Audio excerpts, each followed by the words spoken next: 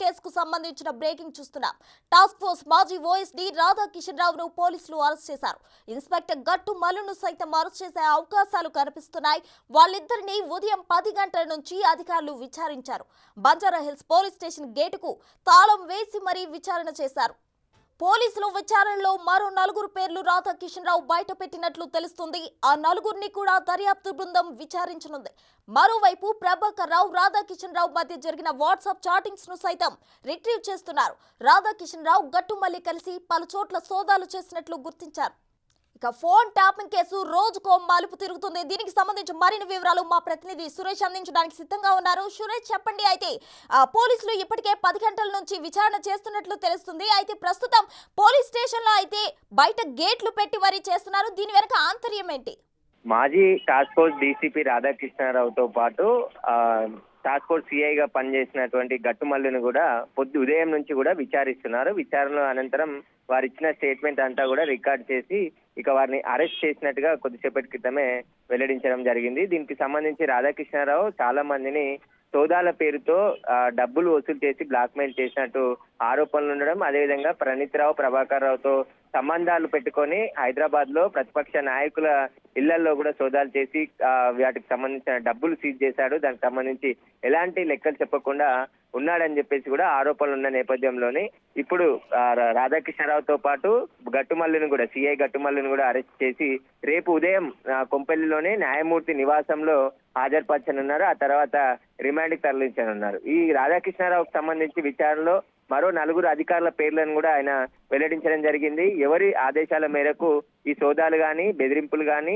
ఎలక్షన్ల సమయంలో రైడ్ చేసిన వాహనాలు గాని, వీటన్నిటికి సంబంధించిన పూర్తి సమాచారాన్ని పోలీసులు రాబట్టడం జరిగింది. Vijay Kumar, DCP west zone Vijay Kumar ఆధ్వర్యంలో ఉదయం నుంచి కూడా విచారణ కొనసాగుతుంది. సుదీర్ఘంగా వారిని విచారించి వారికి సంబంధించిన పూర్తి ఆధారాలు సేకరించడం జరిగింది.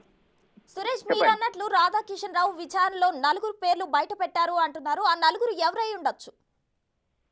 రాజకీయ నాయకులకు సంబంధించిన పేర్లే రాధాకృష్ణారావు వెల్లడించినట్టు తెలుస్తుంది. ఎందుకంటే 2 అధికారులతో పాటు మరో 2 రాజకీయ నాయకులకు సంబంధించి నేరుగా గత సీఎంతో కాంటాక్ట్ ఈయనకి ఉండేది. ఎందుకంటే వాళ్ళ సామాజిక వర్గానికి చెందిన వ్యక్తి రాధాకిషన్ రావు. ఆయన రిటైర్డ్ అయినప్పటికీ 2020 నుంచి మొన్న 2023 డిసెంబర్ వరకు కూడా రాధాకృష్ణరావే హైదరాబాద్ టాస్క్ ఫోర్స్ ఓఎస్డీగా కొనసాగిండు. అంటే ఆయన రిటైర్మెంట్ అయిన 4 సంవత్సరాలు ప్రత్యేక జీవోతోని ఆయనని హైదరాబాద్ టాస్క్ ఫోర్స్ డీసీపీగా నియమించారు. ఆయనకు సంబంధించి పూర్తి హైదరాబాద్ పోలీసింగ్, హైదరాబాద్ కమిషనరేట్ ఎంత విభాగంలో పనిచేస్తుందో టాస్క్ ఫోర్స్ కూడా అంతే.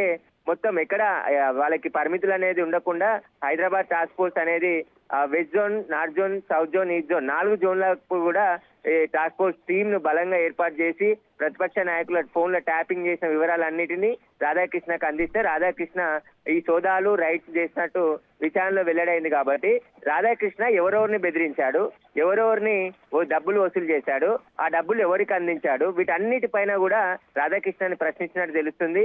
ఎంత అమౌంట్ కలెక్ట్ చేశారు, ఎందుకంటే కొంతమంది రియల్ ఎస్టేట్ వ్యాపారుల ఇళ్లలో కూడా డైరెక్ట్ గా వెళ్లి సోదాలు చేసినట్టు ఆరోపణలు ఉన్న నేపథ్యంలో ఇప్పుడు గట్టుమల్లు రాధాకృష్ణకి ఏ విధంగా సహాయం చేశాడు, ఎందుకంటే ఆయన వెస్ట్ జోన్ లోనే టాస్క్ ఫోర్స్ సిఐగా పనిచేశాడు. వెస్ట్ జోన్ అంతా కూడా బంజారాహిల్స్, జూబ్లీ హిల్స్, పంజాగుట్ట ఈ ఏరియా అంతా కూడా వెస్ట్ జోన్ కిందకి వస్తుంది. కాబట్టి ప్రముఖులంతా జూబ్లీ హిల్స్ ఏరియాలోనే ఉంటారు, లేదంటే మణికొండ, చెక్ పోస్ట్ ఈ ప్రాంతాల్లో ఉంటారు. ఇక్కడ ఆయన ప్రధానంగా టాస్క్ ఫోర్స్ సిఐగా పనిచేశాడు. ఆ సమయంలో ఎంతమంది ఇళ్లలో రైడ్ చేశారు, పర్టికులర్ గా కొన్ని వెహికల్స్ ని టార్గెట్ గా చేసుకొని వీళ్ళు రైడ్ చేయడం జరిగింది.